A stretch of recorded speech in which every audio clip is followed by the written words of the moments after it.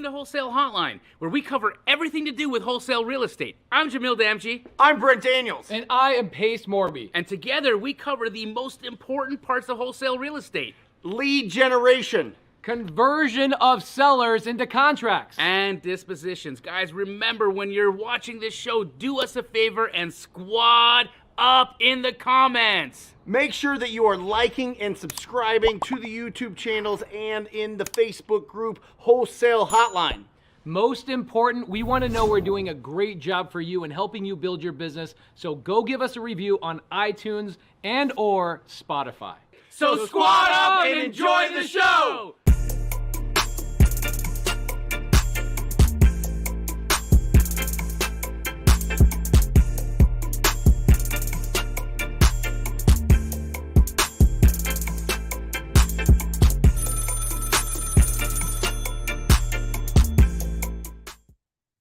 Welcome to Wholesale Hotline number 154, where it doesn't matter if you've done 1,000 deals. It doesn't matter if you have done 0 deals. You are going to pick up some tools and tactics that you can implement into your business to make you more money in 2023. I am Brent Daniels, Mr. TTP, Mr. Talk to People. And of course, I'm joined by the incredible, the realtor training. I imagine when you go into realtor training, you're like, they're like lions, and you're like the lion tamer, just snapping at them. And that is Mr. Pace Morby, Mr. Sub 2, Mr. Creative Finance. You know him, you love him. How are you, Pace? I'm good, man. Been talking straight for like 5 straight hours. So I'm 7 hours. So 7 you're just hours warming straight up. talking.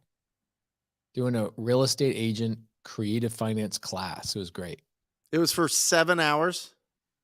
That was for 5 hours. And then I had a 2-hour phone call with getting triple digit flip re-signed for season 3. Nice. And that's been the last 2 hours. So interesting. How you doing, bro? How did it go with the real estate agents changing their minds on different real estate techniques? It was good. It's really interesting. I'm not trying to rat out any agents, but you just realize that how little agents actually know about real estate in general. Right. They all admitted, hey, we didn't learn how to comp in real estate school. Yeah. We didn't learn how to do this. We didn't learn how to fill out contracts. We didn't learn how to do marketing. We didn't actually learn how to value a homeowner's property. It was really nice. It was refreshing. I think the audience that I attracted to come to this thing was very much, hey, I'm here to learn, and I'm here not to have an ego just because I'm licensed. Awesome. I was actually very worried, bro. I was worried that because I'm not a licensed agent, that they were not going to want to actually learn from me because there's a stigma attached to investor versus agent. Yep. And the class was amazing. People stayed around for a couple hours and asked questions, and we're going to be doing it again next month. It was completely I think what the agents expected, because they see me on YouTube and they see that like I have a mentorship, and they see these things, that they thought that at any moment I was going to pull out like some hard close thing of like, and I'm not going to teach you anything else unless you sign up for this $50,000 mastermind, Nice. And luckily I had an agent right in the very beginning who said, I hate wholesalers and I hate people who wholesale. And I had a good hour-long breakdown of like why wholesaling exists and how it actually brings value to a specific part of the marketplace. And I got her to go, wow, this makes a lot of sense. Yeah. Wow. And I think that just having communication with agents and having a class put together where they all get to hang out with each other and they're nodding their heads and you serve them lunch and there's nothing to sell, except I told everybody in that room, I said, if you don't make an extra 50 grand with me this year specifically, then I did something wrong in this room today. It was phenomenal, man. It was, one thing that I really picked up. I think agents have a couple of really hard hangups. One of them being representation. Yep. On deals. They go into every single lead expecting, how am I going to list this property? Whereas you and I don't ever think about how am I going to list a property. Nope.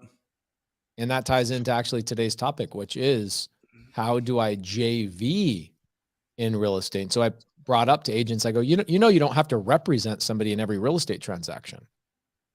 You can just be the buyer, or you could be the person that's doing the wholesale transaction, or you as the agent can make an assignment fee from your client. And I think that's the beautiful thing about real estate is there's so many different ways you can go. I actually have a JV agreement we just had refreshed. I don't know if you care if, do you have a JV agreement that you share? Locked and loaded for this? No, we have one in at wholesalinginc.com. Yeah, but we don't have one like Matt has ready to load. If you have one to load, we could definitely go through it. But it's interesting, Pace, because as an agent, they're thinking income comes from commission. Commission comes from representation. And brokers are the ones saying, hey, listen, you need to get more commissions. You need commission. So is there a way that the brokers can be happy, the agents can be happy, even if they are the principal in the deal? Does the broker still get paid so that they still have a house to live in, so to speak, as a brokerage, Pace? Ask the question again. Okay. If I assign something, I am not representing a buyer or a seller, correct? Correct. I am not receiving a commission. I am not receiving income from services rendered. I am receiving income for an asset that I sold. That asset that I sold was the purchase agreement. Okay. Right. So when I sell that purchase agreement, I'm not getting paid by the buyer or the seller. Well, technically I'm getting paid by the buyer, but it's from an asset, not for representation.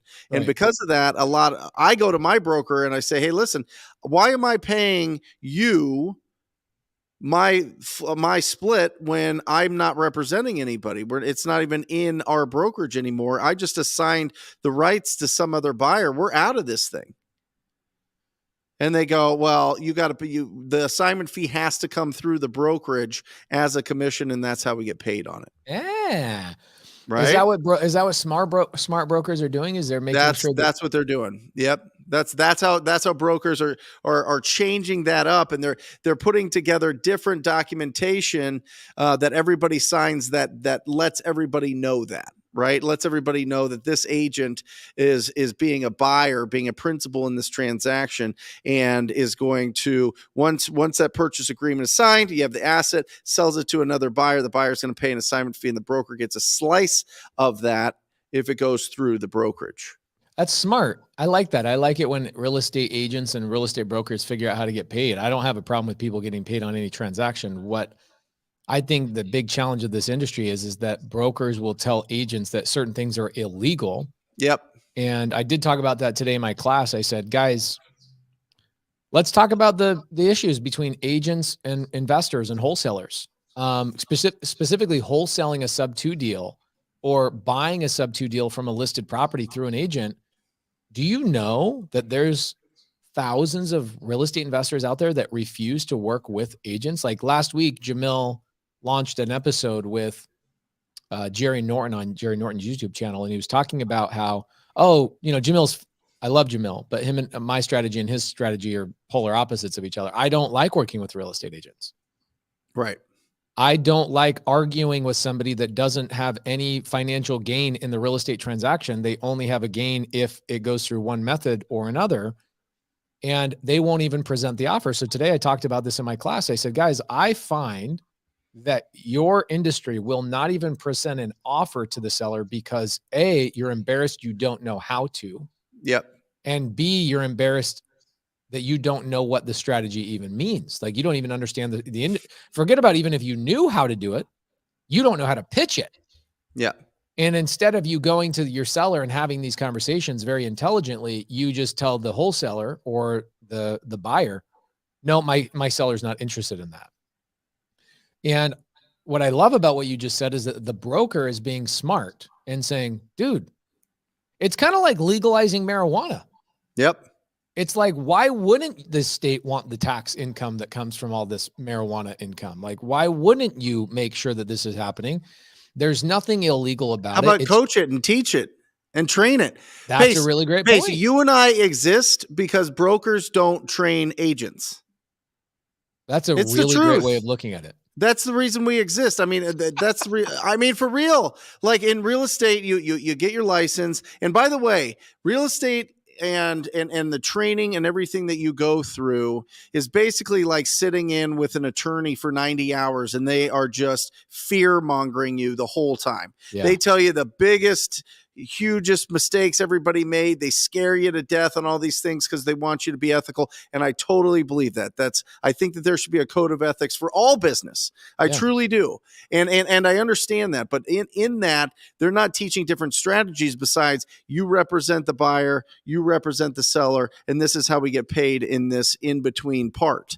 Well, there's this other part, right? Where we become, what happens when we buy our own houses as an agent? When we buy our own houses as an agent, the broker goes, oh, when you want to buy your own house, we'll only give you a transaction fee of $250 to $500 per brokerage. If you're going to be the principal because you're representing yourself, we know that you're great and we want to hook you up, right?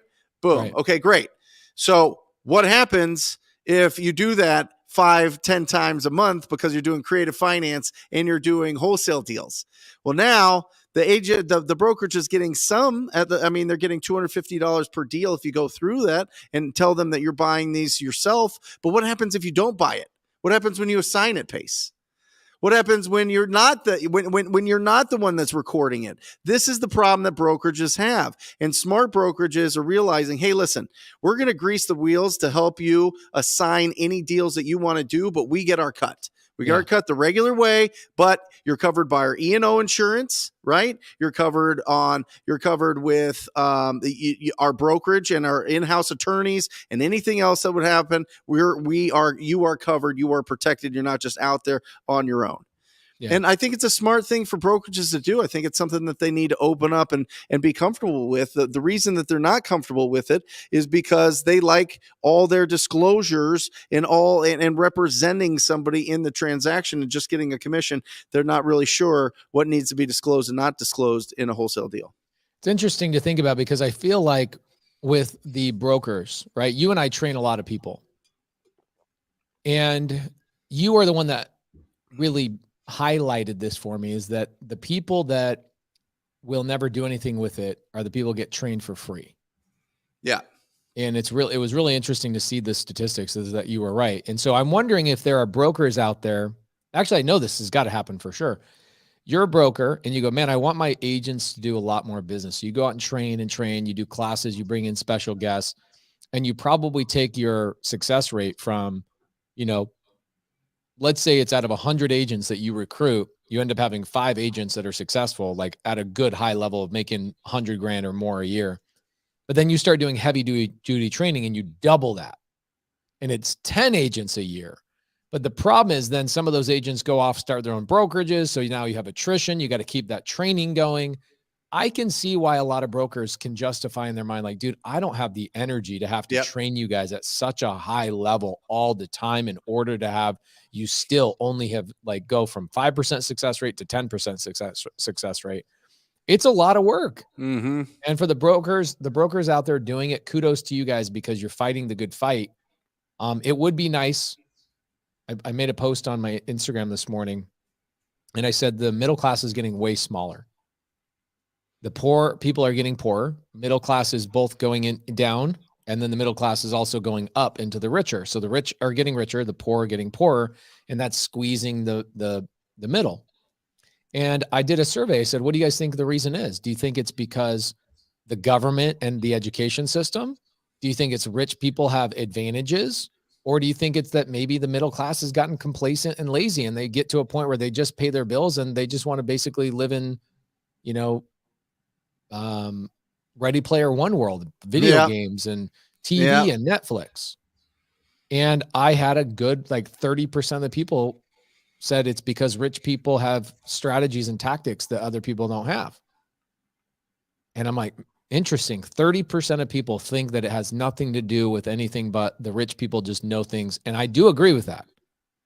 But in the information age, there's no excuse for not having access to information, right? Yeah. So what I think what happens is brokers out there are trying to educate, or there are a good portion of brokers who have tried to educate, but it is a lot of work getting lazy Americans who have gotten incredibly complacent and They don't want to add skills to their merit badge, right? They don't want to gain more merit badges, like learn how to find investor buyers, learn how to do creative finance, learn how to do wholesale assignment. And I think brokers probably get to a point like, dude, really? You know what I'm going to do? I'm just going to go recruit 100 agents and just have 5% be successful. I'm not going to waste my time doubling my success rate. As a broker, this isn't paying off. Yep. But I think they should be charging. I think that what they should do is they go, we'll teach you a new skill. Why don't you come in here and let's charge you for the information and turn it into a business that no matter whether they're successful or not, I think the brokers should figure out how to monetize on that help. Well, and I mean, they do. They have different like little certifications that you can do through Realtor, through the Realtor organization, which is the biggest lobbying group in the country. And so you can take little certifications, but it's all on how to represent investors. Yeah. How, you know what I mean? Not how to be an investor. It's how to represent investors. You know what I mean? So, yeah. You know, there's this old quote from Earl Nightingale, who he's like the godfather of personal development. And he says, you can't uplift the downtrodden. And I always thought that was harsh, right? I always thought it was kind of like, what does that mean?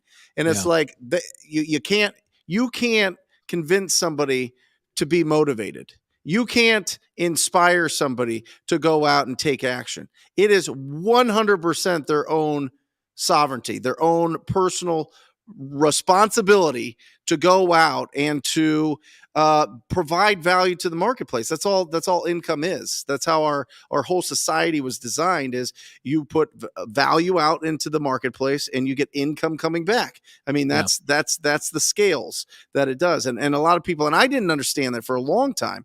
I was just like, well, at some point you make the right decision, you make a bunch of money and it's game over type of thing, like the game cash flow. But really what you do is you have to go out there every single day and provide as much value as possible. And in our business, we go out and we talk to people that own ugly houses or that are in ugly situations. Right. And if we do that enough, you can't lose. You cannot lose. Yeah. But you have here's to have what's the interesting seed first, though, right, Pace? You have to have the seed of motivation. Agreed. I was in Miami last couple of days. And before I went and spoke on stage, I was like, okay, I'm going to go catch some of this air, this beach ocean air. So I walk out on the beach sidewalk, and Miami South Beach has a lot of homeless people. Sure. And I'm looking at this homeless person. Now, we could get into a conversation about addiction and mental health, but let's throw that out the window for a moment. And I really thought about this. This is a thing that really has stuck with me, where I go, man, if I gave that person $100,000 right now, could I solve their problems?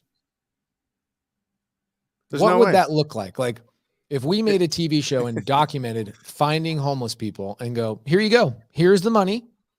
Here's the education. Here's a class. I'm going to put you through all that kind of stuff. Question is, are they going to show up? Or are they going to mismanage the money? I don't know.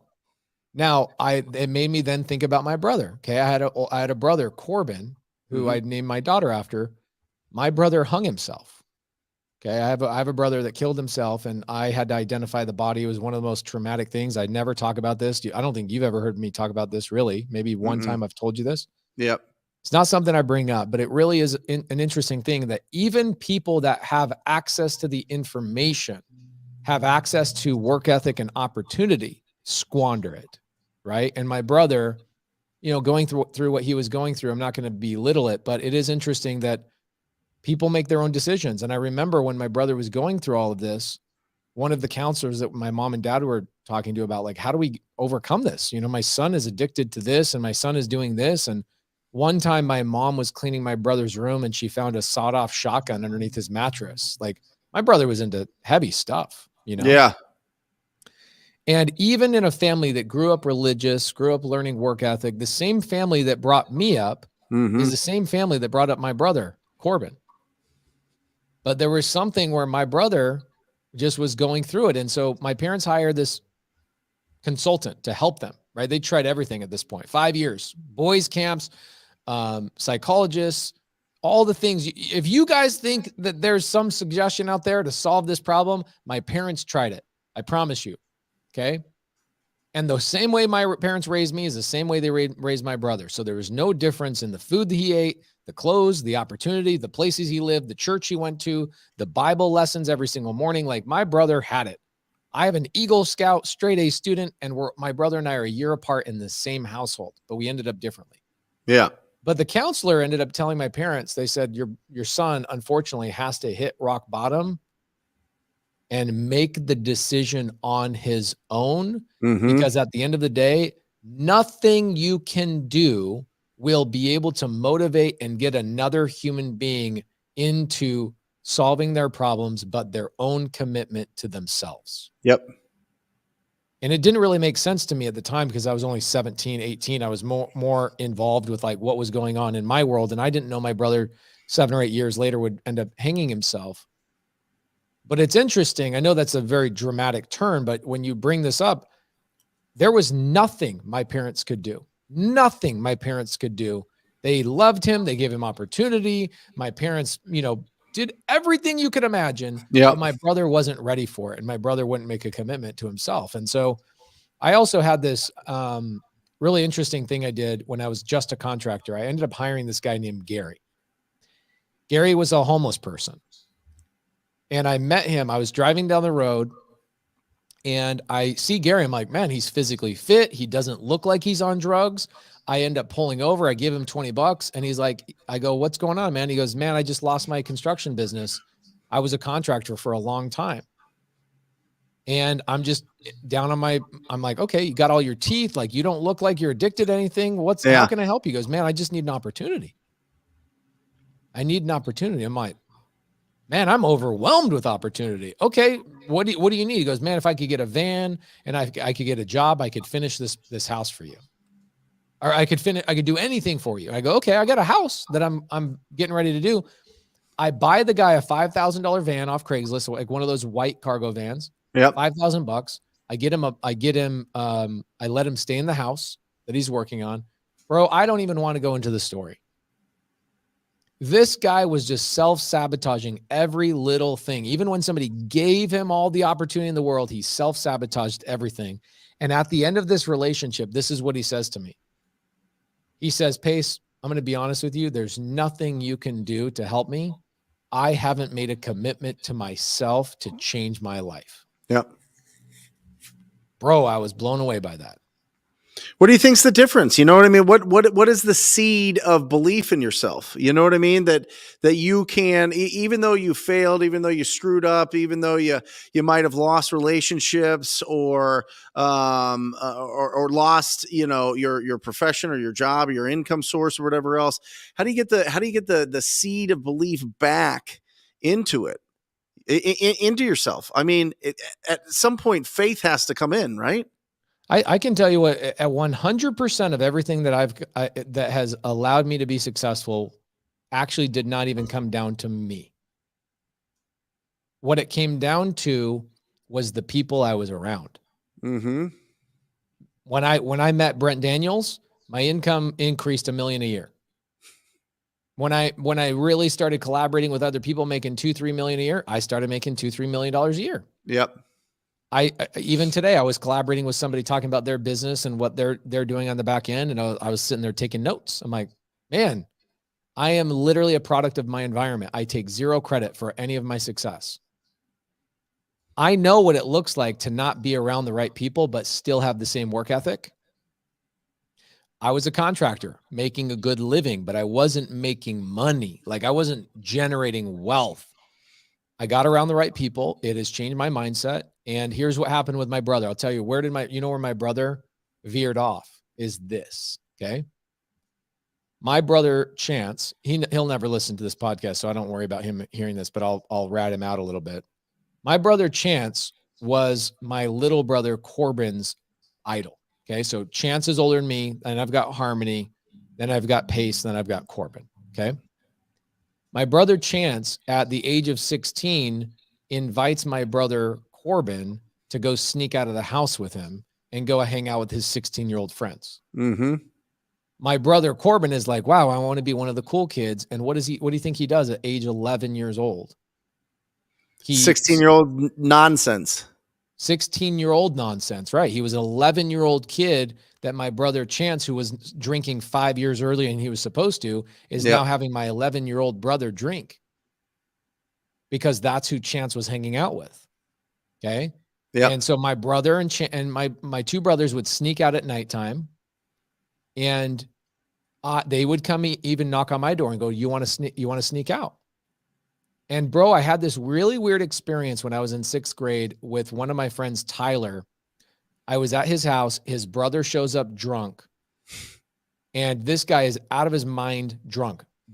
You can't even understand a single thing he's saying. And it made such a strong impression on me that I was like, I never want to look like that in my life. He was the opposite of cool.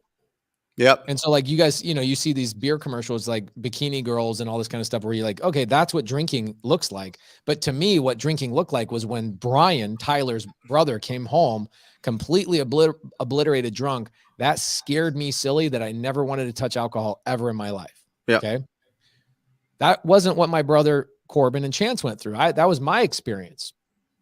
So my brother Chance would sneak Corbin out of the house because they knew it was wrong. They had to sneak out.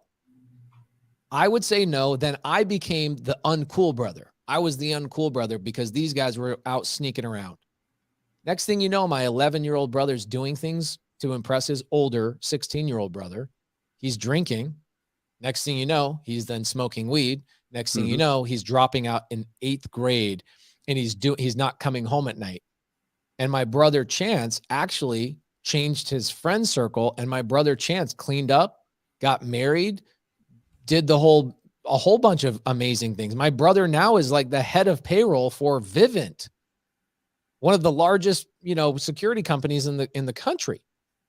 My brother is like head of their whole entire accounting department. He's incredibly smart, intelligent guy. He changed his friend circle. What happened with my brother Corbin is his friend circle kept getting worse and worse and worse and worse. And that's what dragged my brother down. And so for me, I look at it, I go, show me your friends. I'll show you your future. That's it. That's been the recipe for my success. Every single day, I'm like, who am I hanging around? Who am I spending time with? Who are my conversations with? Because I have not had a single thought on my own. The people I'm around are the people that pour the recipe of my thoughts into my brain, and what comes out of that recipe, right? The recipes come in my ears and through my eyes, and they exit through my mouth. It is 100% the environment that I'm in. And, it's like you have done multiple things for me. You've done stuff where you question me like a good friend, like, why are you doing that? Or a good friend will also say, you should be doing this. And then a really, really good friend like you, Jamil, other friends, will also lead by example. Sure. And so I would say 100%, show me your friends, I'll show you your future. And that gets into joint venturing. That does get into joint venturing, 100%. I mean, it does. I mean, that's really it. I mean, powerful story, Pace. I mean, it's tragedy. I'm sure, bro, you've lost people. For your parents, like the whole time you're talking, I'm just thinking as a parent, what that's like. It could be like, I don't even want to go there. I just don't want to go there, mentally right now, or in my heart. And it is, I mean, listen, the people that you hang around with and your vibe attracts your tribe. You know what I mean? We talk about it all the time. We talk about, you got to be around people that challenge you, but also cheerlead you. And that is really, really, really difficult. You know what I mean? And it takes time. It takes time to be able to filter it down and to get to that point. But it's worth it. And being around people and being in rooms of people that are doing more and more and more. What I have always found, Pace, is the people doing more, the people that are there are much nicer than the people on the way up. Does that make sense? You know what I mean? The people there are much more kinder, and they're ready to go, and they're secure in where they are, just as a person, as a professional, as a from a financial standpoint. And so the people there are so happy to share what they're doing. They're so happy to challenge the way that you're already thinking. They'll say, "Stop it! What are you doing?" I remember having this conversation with both you and Jamil, and it's like, you guys, you need to pay yourselves. Stop paying everybody else so much. You gotta start paying yourselves. You got to take it home to you and your family. Or Yeah, that was one of those things where your friend says, "What are you doing?" Yeah. Or what? Hey, can you tell me why you're doing this? Because maybe I'm missing something. And that was a conversation you had with me maybe 4 or 5 years ago. Yep. Where I changed the way I paid myself, and all of a sudden, I started making a lot more money. A lot more money, even though my revenues were the exact same. Yep. Well, and then you just explode them from there. You know what I mean? And then you attract other really talented people to run the business that you have. And that's the whole point. I mean, if you look at what we do as real estate entrepreneurs, the idea is, as a business owner, you first do your first deal, and then you get consistency so that you can do this business full time. And then you build an actual company that runs without you. On a daily basis, it runs without you going in and having to pound the phones every single day and go on all the appointments and go and talk to all the title companies and hard money lenders and all this stuff. It allows you to elevate your game to another level. And that's when you start really buying assets and really getting into wealth creation, really doing exciting things. But you can't do that if first you don't lay the groundwork of really, really, really hard work for a long time. You did it. Jamil did it. I've done it. Everybody that we know that we've had on this channel that has done amazing things has gone out and really, really, really worked. But what the reason I'm pulling this all together is when you're out there and you're going and you're being so proactive and providing so much value, you attract people that are out there providing so much value. And all of a sudden you've got this like mega squad of people that are out there like making a huge impact. And that's all it takes. But you can't do that if you're being silent. You can't do that if you're like behind and barely doing anything and just, letting life's entertainment, suck up all your day. You need to go out and you need to like produce. And when you get outside of yourself and outside of your self-work and go out there and produce, one, you feel unbelievable, and two, you attract the absolute best people into your world, and those people want you to win. They love that you win. They'll be on the phone with you. I call you sometimes and we're on the phone for like an hour, and it's like a Tuesday, and I know you've got like a bazillion things and you're just going and going and going, and it's just so incredible. You know what I mean? Oh yeah. But that is what you get when first of all you are fine making money with your friends and joint venturing and doing some incredible things. But two, when you're being really, really, really proactive. So a lot of people are like, I don't want to be on the phones. I'm scared. I'm an introvert. I'm doing all these things and whatever else.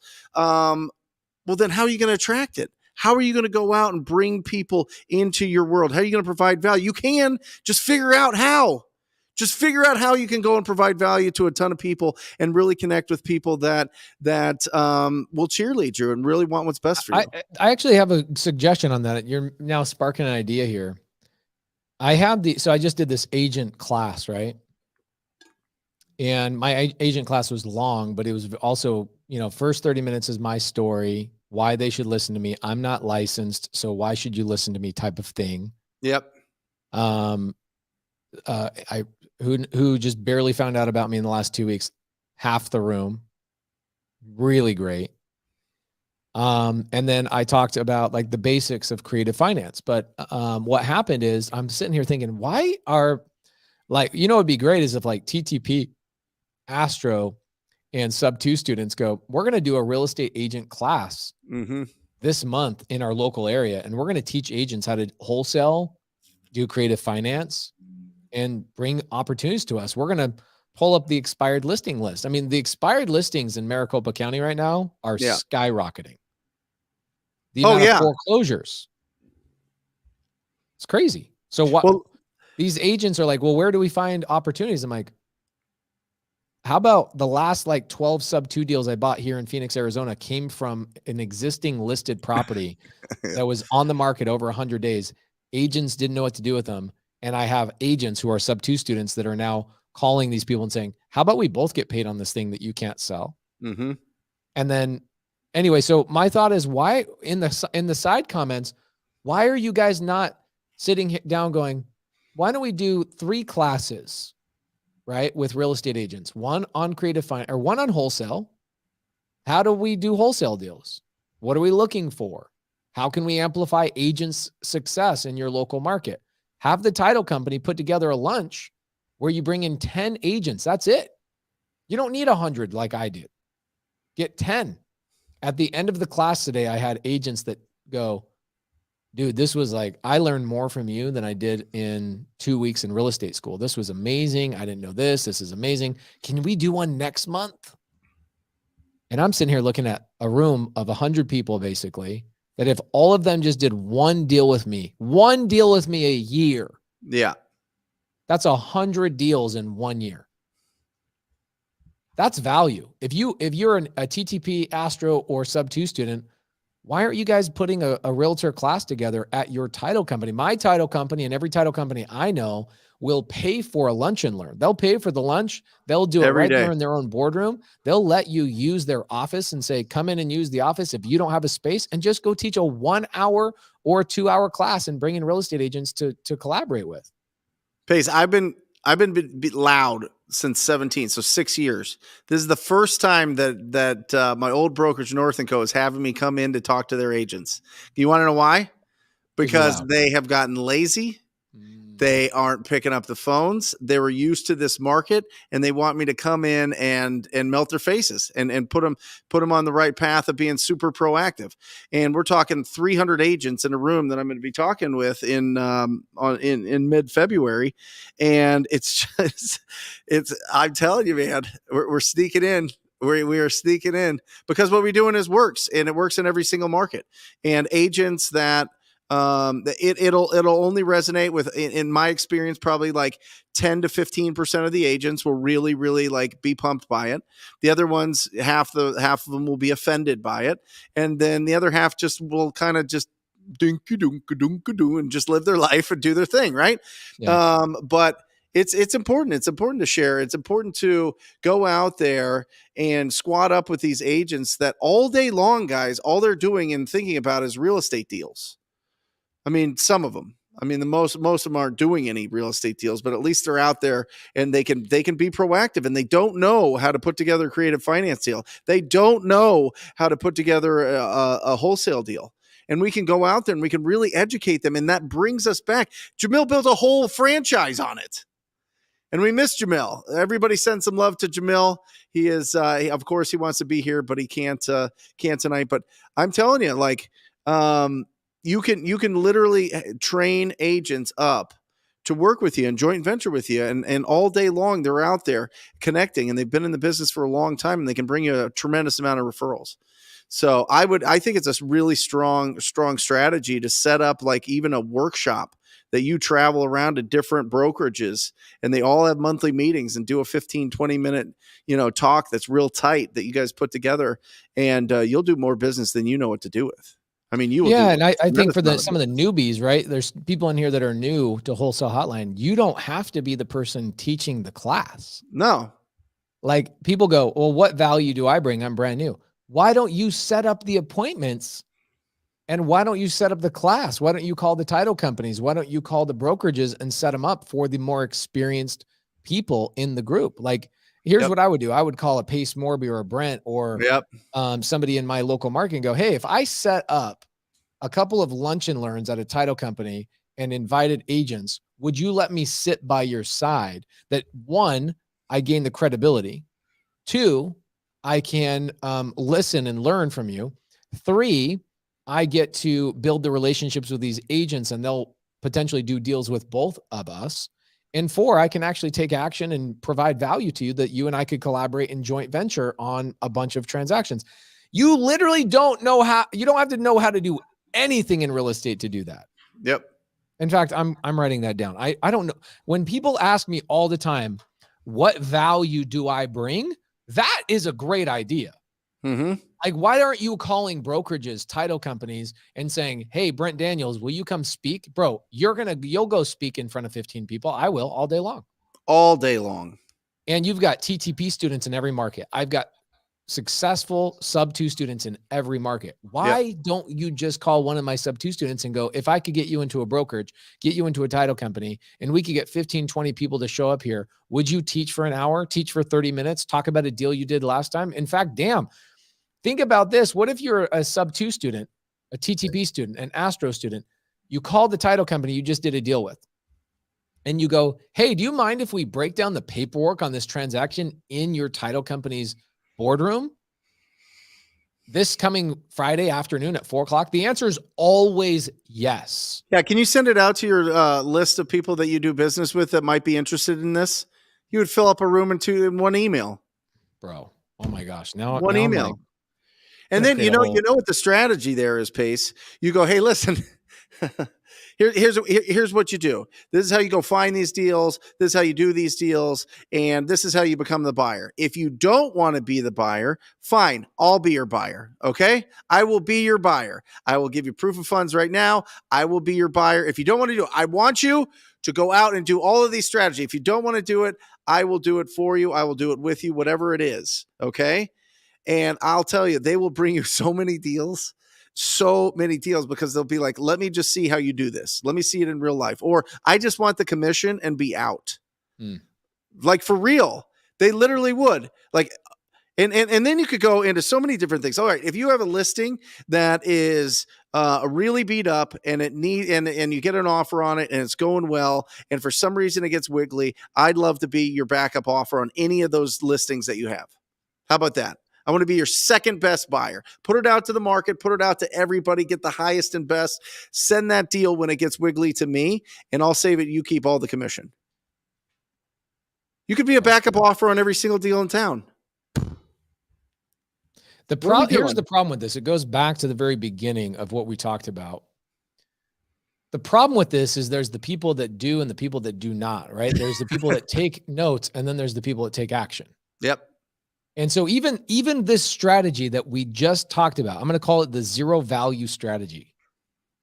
You provide zero value to the marketplace as you stand right now. You don't know how to fill out contracts. You don't know how to fill out paperwork. You don't know how to find buyers. You don't know how to talk to buyers. You don't know how to talk to sellers. You don't know how to negotiate. You don't have any money. You're broke.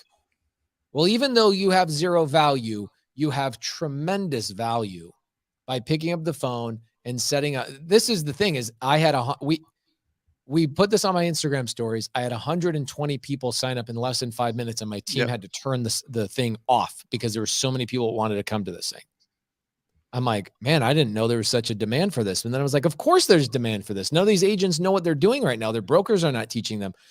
You don't even have to know everything about everything. Find somebody in your local market in the Wholesale Hotline chat right now, or in my Facebook group, wherever you want to find them, and say, why don't we JV on this?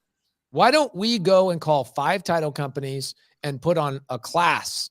Yep. Not even a full master class. Just go, we want to break down where we found our last deal, how we found our buyer, and why we chose this title company to do the transaction. Come do a lunch and learn with us. It's 30 minutes plus some Q&A. If you did that and you're brand new and you just called somebody else that's more experienced, dude, you would be the most well-known person in your market within 3 to 6 months. Yep. Mike Mahoney, you know Mike, my best friend, did this back in the day during the downturn, teaching agents how to bid at the foreclosure auctions. And he worked for a company called Brown Equity, and nobody wanted to bid at the foreclosure auctions. They just paid them $3,500 every time to bid at the foreclosure auctions. So he was going in and he was like, here's exactly how you can be our competitor. Here's exactly what you need to do. The exact step space, like down to the T. It was very, very, very analytical, and nobody did it. Everybody became their client. Everybody became their client. I'm just telling you, it's absolutely wild. Here's what happened today. Okay. This was really, really great. Jake Edwards, thank you so much. He says, Pace, sincerely appreciate the time you gave us agents today. Jake, please tell people, like, was it valuable? Obviously I gave you guys 4 hours and I spent money on food. And so what did you talk about? I mean, how do you keep agents for 4 hours? Oh, bro, you know what I mean? It was interesting all the way to the end. Cause are you breaking down sub-2 deal? What were you breaking down? I broke down maybe one deal. Today I just was introduction to what creative finance is. So how do you introduce? What's your first like What I 5 told minutes of that my first thing was breaking down. We talked about lead generation in their business, and I said, let's talk about leads, right? I learned that I had to go get 50 leads to get a contract. And then when I learned what creative finance was, here's how I found out is that I wasn't able to solve all these people's problems. Yep. Yet I was spending all these money on these leads. Doesn't that suck? And all the agents are like, yeah, it's the freaking worst. I'm like, okay, well, if I told you that I don't even care about the good leads anymore, I actually care about the bad leads. That's what gets me excited. Would you guys want to learn more? They're like, yeah, that's why we're here. Great. So let me explain seller finance to you. Let me explain sub-2 to you. And I told stories about like the bunny story, the F-150 story. I told stories about recent deals I did. Why did the seller? A lot of what people really need to understand with creative finance in their first introduction to it is, why does the seller do these things in order for them to go, oh my gosh, I got it. You're actually solving a problem that I, as an agent, cannot solve. I need to learn this and add this as a merit badge to my lapel. And that probably took an hour and a half just to get that far. And then I broke down every acquisition strategy, and I broke down every disposition strategy of like, how are the ways that I can acquire deals besides cash? And there's like, I think there's 14, and then there's an additional 14 exit strategies that agents are like, oh my gosh, I had no idea that you can make money on all these things. So that I'm just curious what 14 you hit them with that their brain didn't explode. There was an agent in there, not to pick her apart, but she had no idea what a lease option was. Right. Right. And that was great. She did understand sub-2. She could understand, she'd explain sub-2. So we went cash, seller finance, sub-2, hybrid. We then went to lease options. We went Morby method, right? And we went through executory contracts, like in Arizona, an agreement for sale, or land contract, contract for deed. And we went through. When would you use contracts? That real quick? I'm just curious. You talk about the land, the contract for deed or the land contract. When do you use that? All the time. Let's say I'm buying a house from a seller subject to. Okay. And they have a down payment assistance program that will not allow us to sell the property without a heavy penalty to the buyer or to the homeowner. Got it. If I take that property over on an executory contract, or in the state of Arizona, agreement for sale, I would say 20% of my sub-2 deals are actually not sub-2 deals, or executory contracts that don't transfer the deed title, but they give me control of the asset by recording the agreement for sale. Is it just a timing thing? Like they have to have it for a certain amount of seasoning before they can sell it without the penalties? Yep. So I've got one right now that is a 6-month executory contract that converts to a sub-2 deal once that time frame ends. Love it. So you're going into it as a sub-2, and you find out that they'd have a prepayment penalty. So you go, oh, okay, I'll just use this land contract. Yep. Another time we use, and again, when you guys are in like Pennsylvania calls them a bond for deed. It's not called an executory. It's not. That sounds cool. Yeah. Bond for deed. James Bond. So bond for deed, contract for deed, land contract, agreement for sale, seller carryback, installments sale, right? There's all these interesting terms, but it's literally the exact same thing. It just depends on what state you're in. Yep. And so another one I did last year was a seller was like, I want to sell my house to you, but I don't want my ex-husband knowing I sold the house to you. Okay. Yep. I have this thing with his daughter where if I sell the property, there's all this drama and all this kind of stuff. I don't want the drama. When his daughter's 18 and leaves the property, I'll let you take the property full sub-2. So she's like, I can't do that. I can't transfer the deed. And I go, okay, well, let's just do an agreement for sale. She's like, you can do that? Like you can own my property without actually having the deed? I'm like, yeah, it's called an agreement for sale. Yep. So I used it for that. Another time that I use it very frequently is when we're ready to close escrow on a sub-2 deal, but there's still a lien that's pending. I will buy the property on agreement for sale while we continue to negotiate the lien. So I still have control of the asset, but I don't let the seller work themselves away from me going, well, I can't sell to you yet. Right.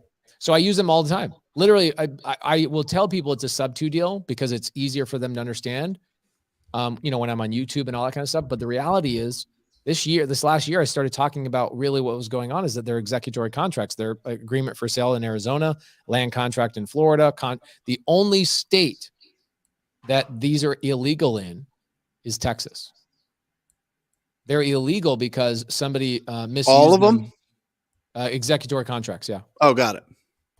And it's the only state in the country that lease options are as deeply regulated. Lease options, you have a limit. You can only do a lease option for up to 6 months.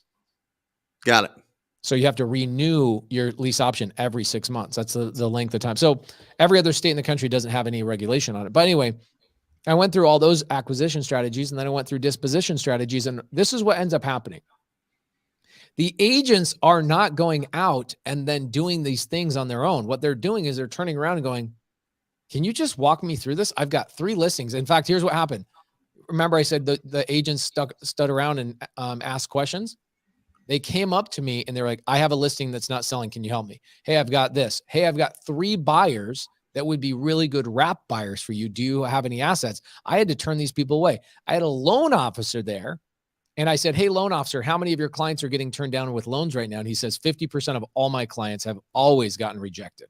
Mm-hmm. And I was like, so agents, what if I were able to tell you I could sell your clients a property, you get paid a commission, and I don't care about the qualifications of your buyer other than their ability to make their monthly payments. Would you want to do deals with me? And they were like, oh my gosh. And what they all told me is they go, dude, we immediately started thinking about all these clients we could have been helping this entire time. Yep. So to your point about what Boots Mahoney, Mike Mahoney was doing, is that they're not going to go out and do these deals on their own. They're going to come to you and bring all these deals to you because they need implementation and they need somebody walking them through the steps. Yep. So Love this is what I did at the beginning of the class. And I genuinely had so much more fun. At the end of the class, this is what I asked. I said, is there any agent in here that thought I was going to be like a furu guy, like a fake guru, like going to come in here and try? And like 4 people are like, me. A couple of people were like, I was worried about coming to this class. I thought you were going to try and sell me on something, or I thought this, I didn't know what to expect. And it was delightful. The whole entire day was delightful. And I'm like, oh, I'm sitting here all self-conscious. Like I should wrap this up because I'm 4.5, 5 hours into this now at this point. I'm like, I should wrap this up. And it just question after question after question. I'm like, holy crap, I should have planned a whole day of this, right? So when an agent hits you with, I hate wholesalers, you guys are all scumbags. You guys are all, none of you guys have buyers. None of you guys have money. You guys are just trying to like hope to make something off of my listing. How dare you? Yep. I went to real estate school for 90 hours. Okay. I took 4 tests. I have been in this business for 48 years, and you guys are putting offers in on my properties that you're never going to buy, and I hate you all. You know what I said? Huh. I said, so I won't say her name. Yeah. Nobody knows who she is. I'll say her name. Her name's Caroline. She was awesome. Yeah. She's an older lady, older real estate agent, obviously very experienced. Yep. And she said, I hate real estate agents or wholesalers. And you know what I said? I said, I hate them too. Yeah. I go, you and I have a lot in common. Right? What do you hate about them? Yeah. And she said, well, you know, she was trying to be reserved. And I said, let me guess, you don't like that they don't have earnest money? And I said, agents, how much do you want on earnest money? And they were all 1%. 1%. Like, unison. They were like unified in this. And they're like 1%. I was like, okay. So what I don't like about wholesalers is they don't have any earnest money. That bothers me because I own a title company and I see it all the time. 85% of wholesalers that come and open up escrow don't have earnest money. Yep. Okay. The other thing that bothers me is they don't have any buyers. So they're going and locking up contracts with homeowners, but they actually don't have a buyer that they've ever spoken to before. Yeah, they're liars. Yeah, they're liars. And then I said, I also don't like, one thing I don't like, I actually like, some wholesalers are not going to like this. I'm a wholesaler too, by the way. I'm telling her this. I go, I'm a wholesaler, but there's things I don't like about the wholesale industry. I wish there was a place that I could tattle on a wholesaler and that somebody would hold some wholesalers' feet to the fire. Like there are people in our local market, Brent, Jamil, myself have blackballed these people from doing business with us at least, that will file a memorandum on a homeowner's property and sit on it for 5 to 7 years until somebody has to come and arm wrestle them, spend $1,200, $1,500 with an attorney to get that memorandum removed. That I never hate had a that contract too. with him. Yeah. And I'm like, what do you hate about him? And so I told the agent, I said, so look, here's my job. I don't see any real estate agents or any brokers out there trying to educate wholesalers on how to be ethical, but me and my friends are. And I want my wholesale industry to have a great upstanding name. But the fact that you have animosity towards these agents means, or I'm sorry, animosity towards these wholesalers means you've encountered the people that I'm trying to fix. Yep. And that gained her trust, as it should. I told her the truth. I don't like a lot of wholesalers either. Yep. And it's actually, I shouldn't say that. I love these wholesalers. I don't like that they don't know what they're doing quite yet. Right. And it's our job, your job, Jamil's job, Jerry Norton's job, my job to teach and fill in the gaps for the wholesalers who don't have a governing body. They don't have a licensing process. They don't have these things. And so they're primarily learning wholesale on YouTube and then going and finding a mentor, as they should. And hopefully that mentor is not a guy out of California that teaches people how to, renegotiate on a homeowner the day that close of escrow is supposed to happen. Yep. So I talked about that, and the agent really liked that. She liked that answer. She's like, yeah, I don't like that stuff either. And you don't do that? No, I do not do that. But I also said, hey, I'm going to tell you the truth. I have done that before. And the moment I went and locked up a homeowner that I didn't know if it was a good deal, but I just got the contract and I couldn't find a buyer and I had to go back to that homeowner and renegotiate, that was it for me. Never did that again. I know how that feels. And I try and teach wholesalers against that. And she was like, wow. And all of a sudden, for the preceding 4 hours after that, she was all ears, taking notes, loving it. And her and I are homies now. She's great. Yeah.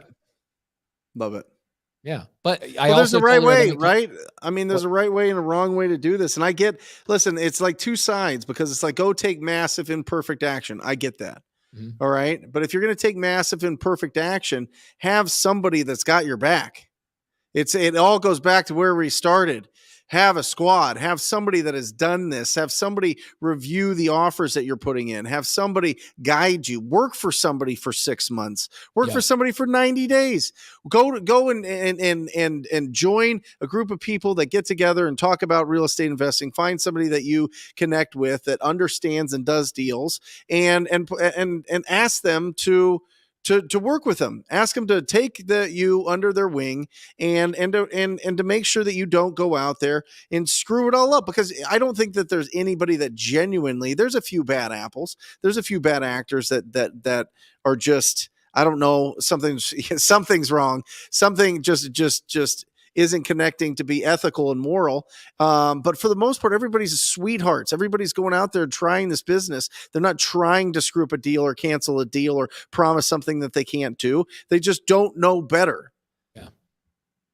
And all it takes is to squat up. All it takes is to find somebody that will be like, no, you can't get it at this price. You need to get it at $50K lower than what you're about to offer them. You know what I mean? I've got the buyer for this deal. If you can lock up this deal.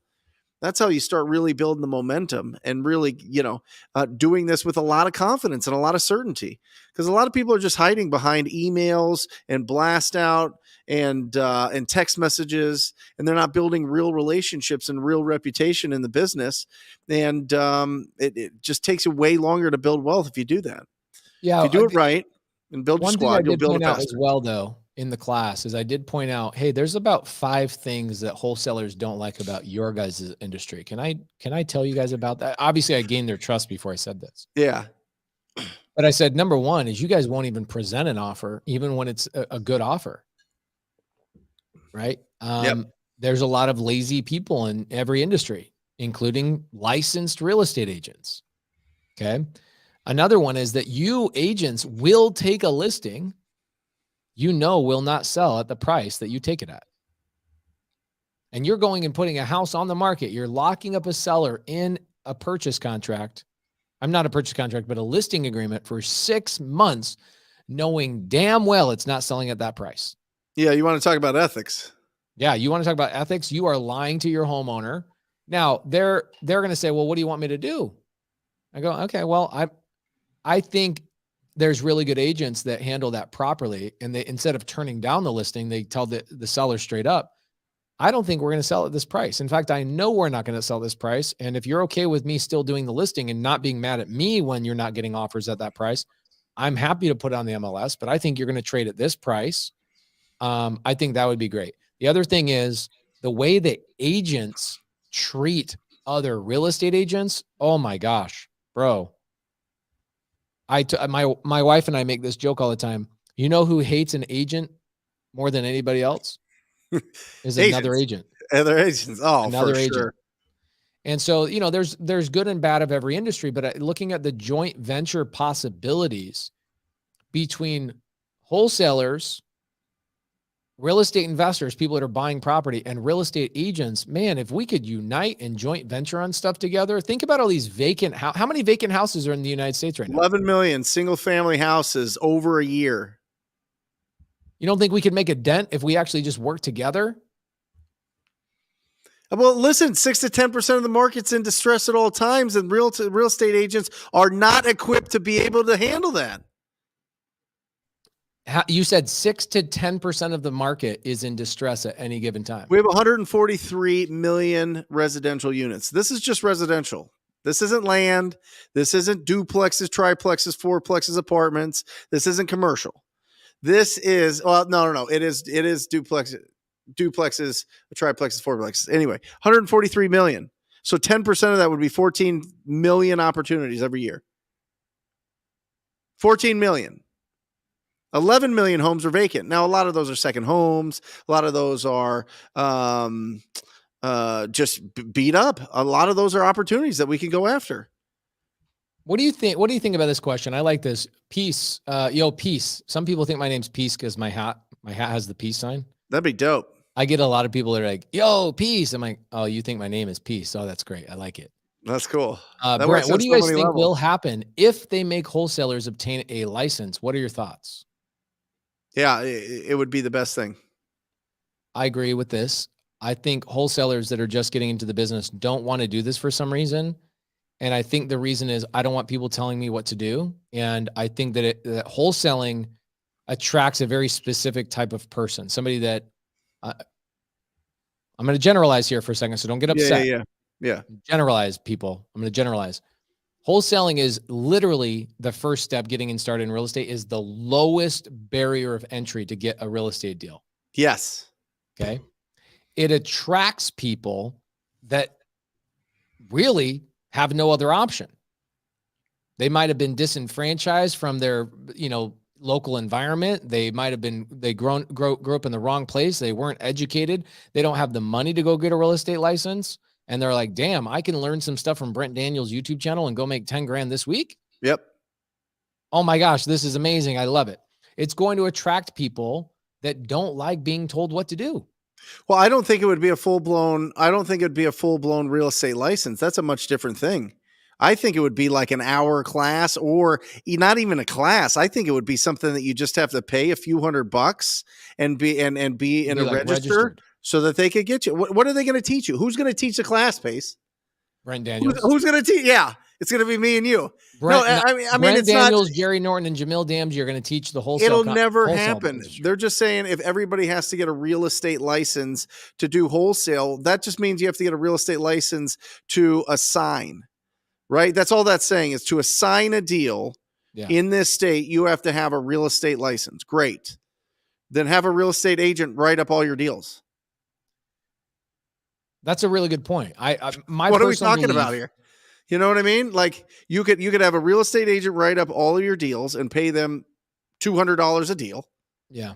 Right? You can get your own license, which would be a huge advantage. But I think most of it is going to be, they're not going to require a full-blown license. I think they're going to just require some sort of certificate, kind of like they do in Philly. Yeah. You know what I mean? And I really, this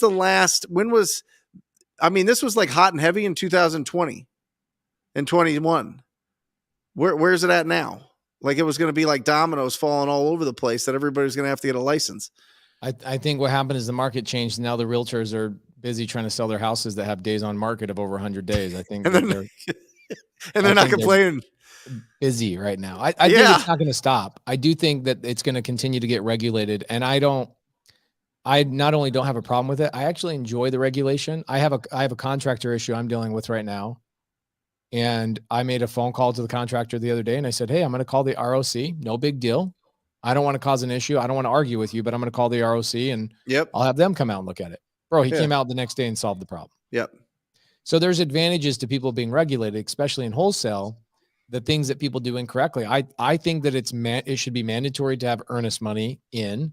Yep. Put your money where your mouth is. Don't try and negotiate somebody's largest asset when you don't have $1,000. Go find a Gator lender. Go find a transactional lending business. Go find a JV partner. Go find anybody. Find a TTP student. Find an Astro student. Find a sub 2 student that has $1,000 and cover your EMD.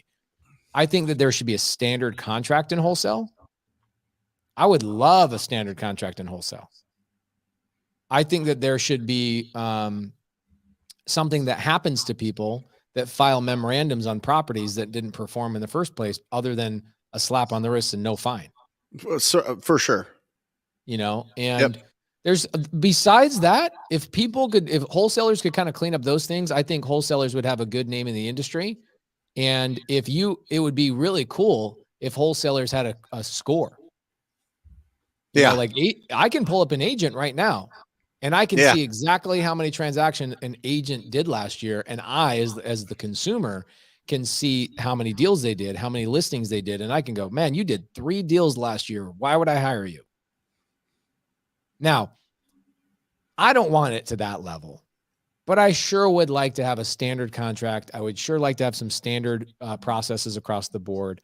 I think it would bridge the gap between agents wanting to do more deals with us, and I think it would make it a little bit more mainstream. But there is something cool about wholesale being kind of like the secret strategy that a lot of agents don't even know about, which gives us, the wholesalers, the cutting edge advantage to go out and get deals that they simply can't touch. And same thing with creative finance. For a long time, I'm like, I don't want any agents to know about creative finance, because I come to the table, you guys, excuse my French, shit the bed for 6 months on a listing because you don't know how to sell this property in a down market. You haven't learned actual real estate. You've learned how to stick a sign in the yard, and you've learned how to look on Zillow, and you've learned how to look on comps and go, all right, well, what do you want to list it for? And then field phone calls. That's not real estate. Okay. That's servicing a homeowner and putting a sign in the yard and listing something on the MLS. Understanding how to sell something when the market is not trending upward, that's where real estate becomes really strategic. So I have, for the longest time, really enjoyed going, I can't wait till your listing expires, because I'll walk in there, avoid paying your listing fee, and I'll get the deal directly done with the seller. But in the spirit of trying to push this industry forward, I have to swallow that and go, man, I want these agents to be my friends. I want this industry to come together as a collective and solve all these problems all collectively. I want a joint venture. I look at agents now, the last probably year and a half, and I go, man, if you want to do deals with me, I'm going to make you $100 grand this year. Just me. That's my goal. If you're an agent and you learn how you and I can work together, every agent I know should make $100 grand with me every year. And it's the same thing with wholesale. It's the same thing with fixing and flipping. It's the same thing with buying and holding. It's the same thing with creative finance, which is all 3 of those combined. But I just look at Monique Walker, one of these shining examples of real estate agents that are like, I made $1.5 million as an agent. Wholesaling to a wholesaler. Bro, that's like a third of her business. I mean, she's an absolute superstar. Yeah. Right. I mean, what's the model? The model is talk to a bunch of people as a real estate agent. She gets up, she makes calls every single morning. She goes on appointments. If the appointment is rough and they know that they want to trade potential equity for speed and convenience, she calls Jamil. She texts him probably. She probably doesn't even call him. Probably just texts him, and he gives her a buy number, and she goes in with that, and boom, they split the deal. Marlene says, where can we see how many deals an agent has done? This is pretty simple. If you have access to MLS, my wife is always snooping on agents, right? Yep. When she's, you've probably done this 1,000 times, right, Brett? 1,000. You're sitting there talking. Let's say you have a listing or somebody at North & Co. when you were like a big real estate agent, you were fighting with an agent that was being a hard ass on the other side. You're like, dude, let me freaking look you up. And you look them up. You've had one listing in your whole life. And you're like 74 years old. When did you start this business? Yeah. So you guys don't know this, but agents have the ability to see what other agents are doing, not only how many buyers they've represented, but how many sellers they've represented. You get to see all of these things. The only way I know how to do it easily is through the MLS. My title company has the ability to do it. My title company has this really cool software that can show you all the things for listing agents. And it can also show you all the hard money lenders who have issued the most loans. Yep. And it can also show you who the loan officers who are producing and issuing the most loans on retail deals. So the information, guys, we landed on the moon in the 70s. Like, this technology it's not new. They've had this stuff for 10, 15 years. It's been out. Okay. So anyway, sorry about that. Sorry for the deviation. No, I love it. Listen, like, if anybody's worried about licensing or certificates or getting more regulated or whatever else, the fact remains, all wholesaling is the art of finding discounted properties, and that's never going to go away. Will there be different hoops you have to jump through? Listen, back in the day, you spat on your hand and you shook the dude's hand, and that's how you bought whatever, right? And then they're like, well, maybe we should put this on paper. Okay. Well, maybe we should record all these papers. Okay. Well, maybe moving the industry forward is a good thing. Okay. Go try to buy land somewhere that doesn't have title records. Try that. Try doing that. See how that goes. Right. This is an interesting comment. This in the spirit of transparency, let me tell you how I feel about Joe Carrera's post. I like this, Joe. Thank you for this. He says, how about you teach me everything I need to know? And we split the profit 60-40, me 40, then the next deal 50-50, then the next deal 40-60. After that, I pay you for the training and I'm off and running. I'll tell you why I would never do that ever again. Because I'm not a babysitter. Yep. And what happens is the people who say this to me, how many people have told you they'll work for you for free? Every day. Every day. Those are the worst employees I've ever had in my life. Oh yeah. Worst. The absolute worst. I'll come work for you for free. No, dude. Why, Pace? Why? Because they don't have any value. They know jack all. So you want me, this is the environment. By the way, I'm going to tell you right now, until you've done this, you cannot even rebuke me at all. 1,000% of the time, this is exactly what happens. Bro, we've given these opportunities to people. I've given people cars. I've given people cash up front. I've given people, even in my office, we used to office in a house about 3-4 years ago. And I gave people a place to sleep, a place to, like, a car to drive, everything. And I was like, here's the keys to the kingdom. 100% of the people that I've ever given that opportunity to shit the bed. Every time. I can't tell you how many Super Saturdays, Pace. Every Super Saturday. Because we would make calls and go on appointments that day. We just did the first one this last Saturday. It was phenomenal. Pace, I had not picked up the phone and been on Mojo in 3 years. I hadn't done it consistently in 6 years, right? The real, like, it does it for you. I built a business, right? You build a business and you don't do certain things anymore. But I jumped on there and everybody was making calls. We had people in the other room and we had Luke Rothful and we had everybody on the screen and we had hundreds of people, like as many people as today, 640 people on making calls during the day, and people were getting leads and doing everything, and it was absolutely incredible. But I was doing Super Saturday, and I take people on appointments and show them exactly what to do, and nothing. None of them are in the business. Literally zero are in the business anymore. None. Yeah, it's interesting. Like we've done this. I'm not going to exaggerate. Okay, I will tell you the truth. I've probably given this opportunity to roughly 20 people over the course of 7 or 8 years.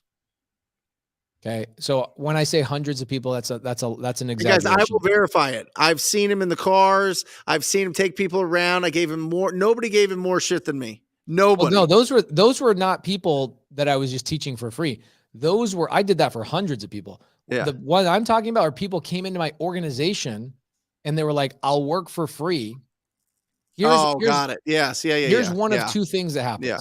Okay. One of two things happens. 99% of the time they shit the bed. Yeah. The other 1% of the time, they're like, I'll give you all the glory. I'll make sure I work for you for a dedicated year. Bro, they just take all your resources and they go and start their own company 2 weeks later and they block you on their phone. And you're like, bro, I had somebody come in and work inside of my Facebook group. So this is roughly 4 years ago when my Facebook group was like 2,000, 3,000 people. Now my Facebook group's 80,000, right? Yeah. But I was like, we're going to work my Facebook group. This is the only thing you did. And we did, when we got my Facebook group to about 5,000 people, we were doing $160,000 a month, multiple months in a row is kind of our average number on just JV deals, just in my free Facebook group. Okay. Yep. So we brought a guy in. I want to say his name, but I don't want to say his name. You'll remember him. You remember he actually worked for me, and one of his sister-in-laws came from your world somehow, some way. I can't remember. She had worked for you or something weird. There was a weird tie there. Got it. The second he learned how to do what we were doing, that whole I'll work for you for a year, I'll give you a year, you invest in me pace. Like, think about this with doctors. Okay. Wholesalers think that this is like they're doing me a favor. Guys, this is a standard practice. When a doctor goes to school for 8 years, he then goes and interns at a hospital. Yep. And he dedicates his life to that hospital for a minimum, sometimes 2 and up to 4 years, because that hospital gave him the first opportunity out of medical school. Yep. Okay. What do they call that? It's residency. Yeah. They don't just go in there and go, all right, I'm good. I'm gonna go do my own practice. No, you put your time in. You sign a contract as a doctor to say, I'm gonna be here. I'm gonna be a resident, and I'm gonna stay here for a minimum of 4 years. And they go, great, we'll pay you $50,000 a year. Mm-hmm. So even as a doctor, they make you put in 4 years. But for some reason with wholesalers, again, I'm telling you, wholesaling attracts a lot of people that are like low barrier of entry, and it attracts us. Not all of them, but a good portion of them are looking for where's my easy button? I don't want to put in the work. Where's my easy button? And I'm like, I'm going to teach you how to make $1 million a year. Mm-hmm. And the second you learn how to make $50,000 a year, you freaking change your phone number, and all of a sudden you're gone. Next thing I know, I see you in my Facebook group doing all the deals in my Facebook group, and I have to call you and go, dude, now I got to pull you out of my Facebook group. You're taking my strategies. Like, yo, you're gonna remove me from your Facebook group, bro. You signed a 1-year non-compete. You told me you'd work for me for free, and I still didn't want you working for free. I put you on a salary, and you were gone in 2 months, stealing everything I told you. You took my buyer's list. You did, dude. That is 100% of every time I've given somebody that opportunity that says they'll work for free. Not 99% of the time, 100% of the time, I have regretted it. Yeah. I will never do it the other way around. I'm not filtering people anymore. They need to filter themselves. I'm only working with people that have invested in themselves, either through TTP, Astro, or somebody else. Like, if you have not gone to medical school, I'm not going to give you a residency. That's like you saying, give me a residency at your hospital, and then I'll go get my medical degree. Once I've learned everything from you, then I'll pay you and go back to school. That ain't happening. You'll never do that.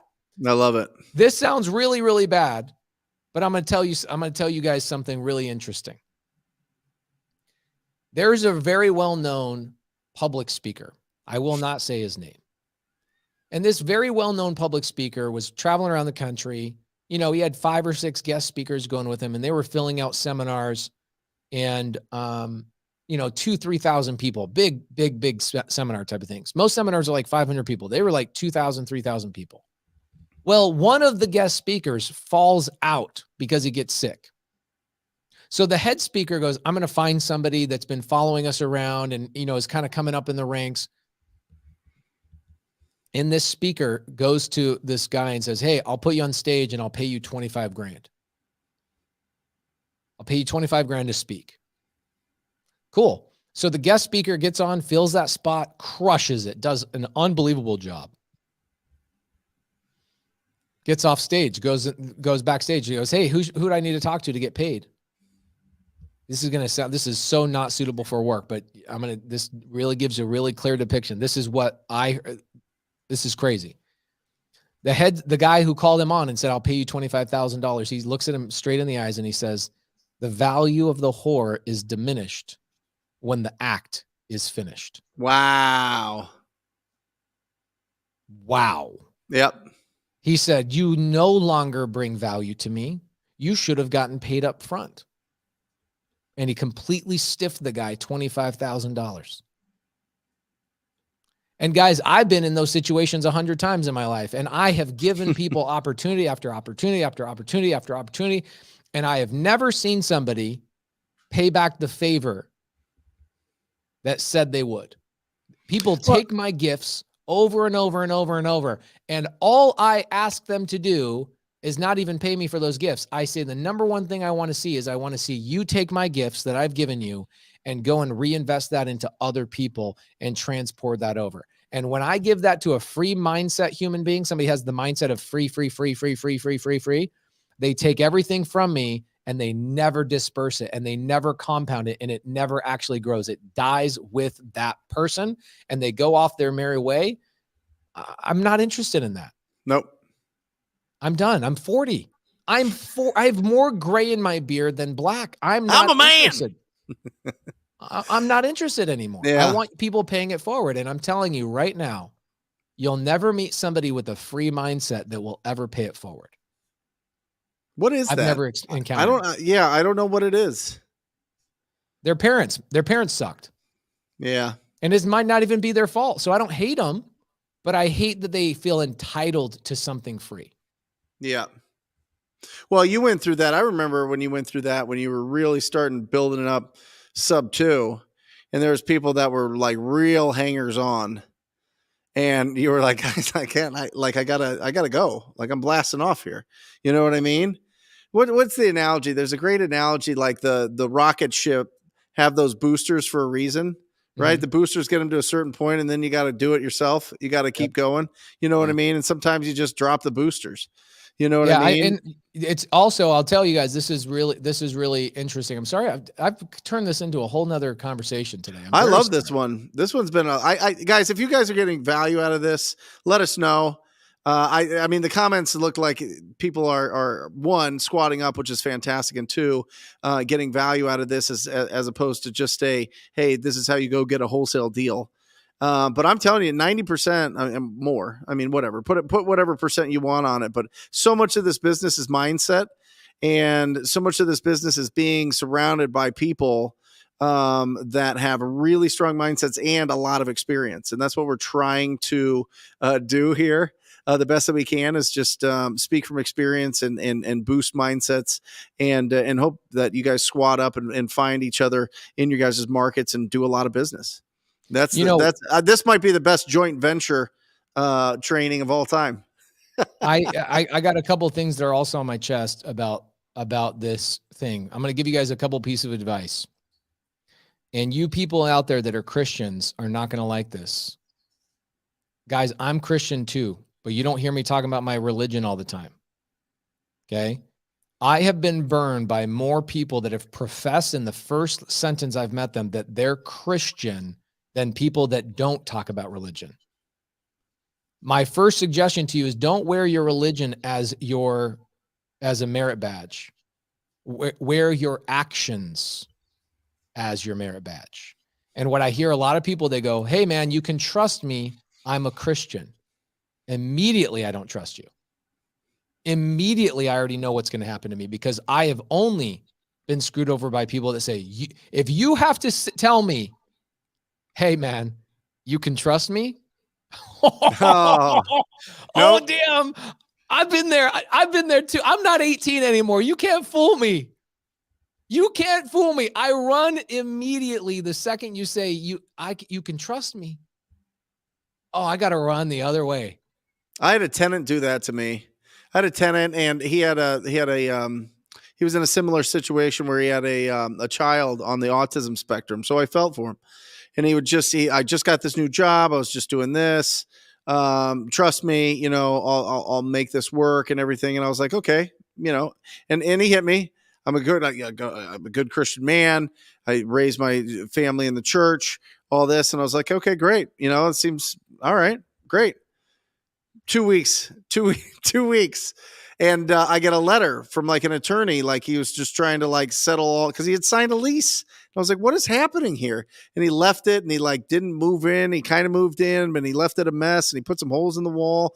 And then it was just like, what is going on here? God made him do it. You go through like this whole morality thing, and it was, trust me, I'm going to make this happen. It's like, wow. Trust me. I've never once, even when I raise millions of dollars, I will never tell a private money lender. I will never tell a seller. You'll never hear a single thing come from me and say, yo. In fact, I can't even bring myself to let the words out of my mouth right now. It's so repulsive. But I'm going to see if I can pull out the TV actor out of me. Trust me, I'm a good guy. Yeah. Trust me, I'm a Christian. Trust me, I'm a this. You can trust me. Guys, if you ever have to say that to somebody and lead with your words rather than lead with your action or your reputation, wow. Now, one last thing, I got something to say as well that's not as hard-hitting as that, but it's been really hitting me hard the last couple of weeks. Yeah. I've been going to Miami more than I care to, and I go to the same TSA guy, the same flight during the same week. I'm like on this guy's route. He like almost expects to see me, right? So like, it was interesting because he said something to me this last week I've never heard him say. Whereas every time I come and see him, he says, have a great day. Or he goes, have a nice day, bro. No. This is what he says. He says, later, bro. That's what he says. Later, bro. This week, he said something dramatically different. He said, have a great day, sir. What was the difference? Oh, I bet it was the way you were dressed. I was wearing a hoodie the first 5 times I went through, and he says, later, bro. Yep. I was wearing a sport coat when I went through, and he says, thank you, sir. Have a great day. Yeah. Guys, the way you dress, the way you do your hair, the way these things are important. If they weren't important, we'd all be driving white cars with hubcaps. Right? Especially going on appointments with sellers. Like, I would not dress like this. No chance. I would be poloed out, or I'd be buttoned up shirt. I'd be slacks. I'd be like at least a nice pair of pants, good shoes, the whole thing. Right. You do not go on appointments all schlubby. My team, when they come in on Fridays and they have to wear all their TTP gear because I make them, because I just love having everybody with TTP gear. They bring a change of clothes to go on appointments right after our meeting. They will. They'll go out there as a professional. I went and got a deal, and I was dressed, and I had this shirt that said Neighborhood Ambassadors on the back, and it was a polo, and I was wearing slacks and shoes, and it was me going in on this wholesale appointment, and the dude coming out was wearing it looked like a beach towel. Like, literally, he had like a skirt on.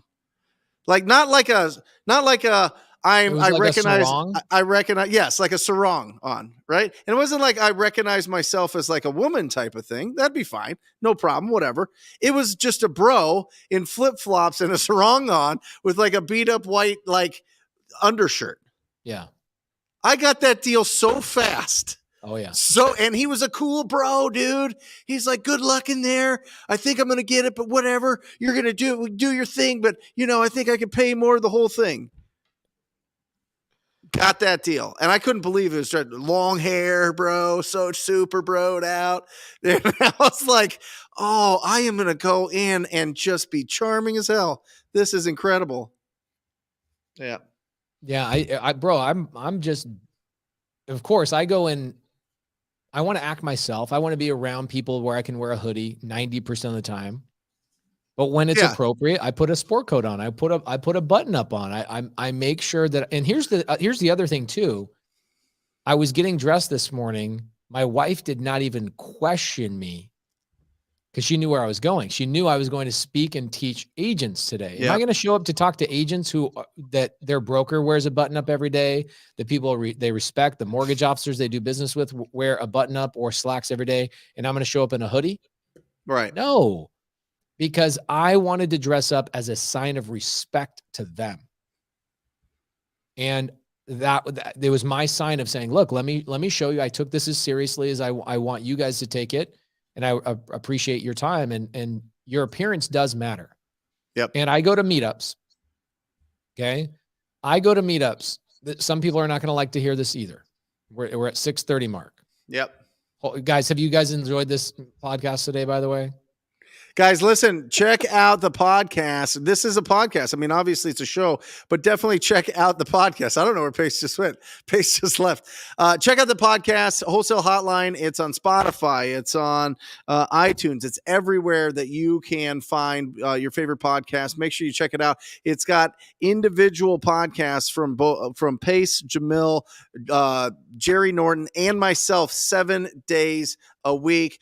Galen wants me to ring a bell because it's been a great week. It's a great start to the week, guys. It's a great start to the week. That's why we do this on Mondays, so that you can go out and take serious action. I want next Monday that we ring the bell some more, Pace. We got to commit to this because we saw a lot of people in here that just closed a lot of deals, and I want to recognize everybody. Here you go. Come on.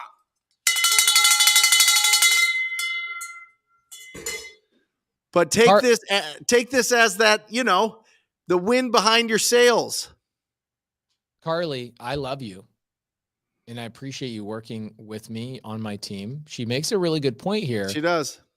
However, there is a point in this life where you can be Gary V. Yeah. Where you have $1 billion and you can wear what you want when you want because your accolades are the clothes you wear. Yep. What you've accomplished is stronger than anything you can wear.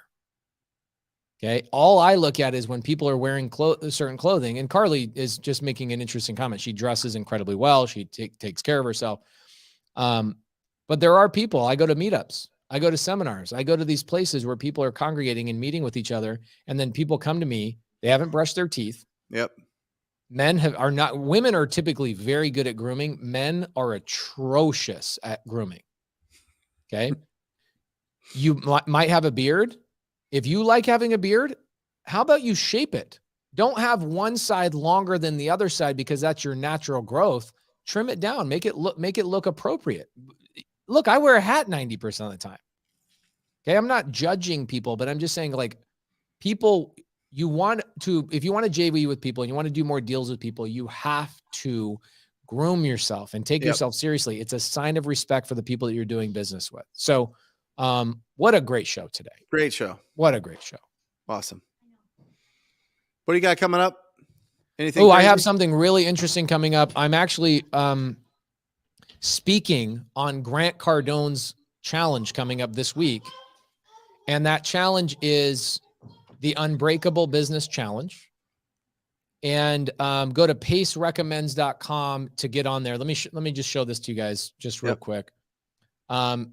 Here's what's cool. I went out to Grant Cardone's office, and he basically he did a whole office tour, and he says, hey, I want to show you guys what my business looks like. So he has 5 divisions in the company. Okay. So let's see, pacerecommends.com. There we go. If you go to pacerecommends.com, this Unbreakable Challenge, I'm going to be there. It's 5 days. Okay. You'll get Grant's new book, the ebook, instantly free, which is pretty cool. This starts tomorrow. And bro, I am so freaking lucky for this. I am getting to speak on this challenge. So guys, do me a favor. Diana says she's registered. pacerecommends.com is the domain. And they're having me, what do you think they're having me speak about? Community. How did you know that? Bro, you're the authority. Thank you, dude. That means the world to me. I was surprised. I get a call from Elena Cardone, and she says, "Thank you, guys." A lot of people are saying they're going. Thank you. Brandon Craig says, "What day are you speaking?" I don't know what day I'm speaking. They won't tell me that. Go to pacerecommends.com and sign up for the free challenge, please. If you are a sub 2 student, I've already told you guys, sub 2 students, I will reimburse you for the VIP. It's $97. I don't want my students going into the free section. Go into the VIP and email Katie@pacemorby.com if you're a sub-2 student, and I'll get you guys reimbursed for the $97 ticket. Why do I want that for the sub-2 students? Elena calls me, this is last week, and she says, Pace, our challenge is coming up. And Grant and I said we want, or thinking we want to have you speak for 15 minutes. And Grant interrupts, like, he's like, you can tell he's 20 feet away. And he's like, we don't want him speaking for 15 minutes. We want him speaking for 45 minutes. And I'm like, and then you hear him come shuffle over to the phone. He's like, and I don't want him just speaking for 45 minutes. I want him here in person. It is a live stream event, but they are having me come to their studio for 45 minutes. And I'm like, great. So I'm talking about creative finance. And he goes, no, man. I want you talking about this community. How have you built this unbelievable community? What are you doing different than everybody else? I want to know. We haven't been able to do what you've done. We want to see what you're doing. He's like, I'm going to be taking notes. I'm going to be literally sitting next to you, taking notes on this. So he's like, I'm doing this for myself, not even for the audience. So I really would love to have my sub-2 community there. Come into the VIP section, because in the VIP section, you get to be behind the stage with me, and I get to see all your chats. I would love for you guys to change your name and put the sub-2 logo in there so that everybody in the VIP section know you guys are there. So go to pacerecommends.com. I look forward to seeing you guys. I don't know what day I'm speaking yet, but I will be flying to Miami to do that speaking. And it's this week. It starts tomorrow. So pacerecommends.com. I'll be doing that this whole week. Awesome. What do you got going on this week, brother? Wednesday, 10 a.m. Mountain Standard Time. I'll be going live, answering whatever questions you have about wholesaling real estate. It's going to be a lot of fun. We do a little training in the beginning. We squat up in the comments like this and get a lot of questions and answers out. So be prepared. That's 10 a.m. Mountain Standard Time on the Brent Daniels YouTube channel. We love you guys. Thank you for joining us. Let this be the jump start to your week. I want some massive deals next week when we get on the show. We love you guys. See you next week. Or just say squat up. So squat up and enjoy the show. Yeah. Yeah. Okay. 1, 2, 3. So squat up and enjoy the show. What are you doing? I didn't say nothing. Why? I don't know. Okay. So squat up and enjoy the show. Cool.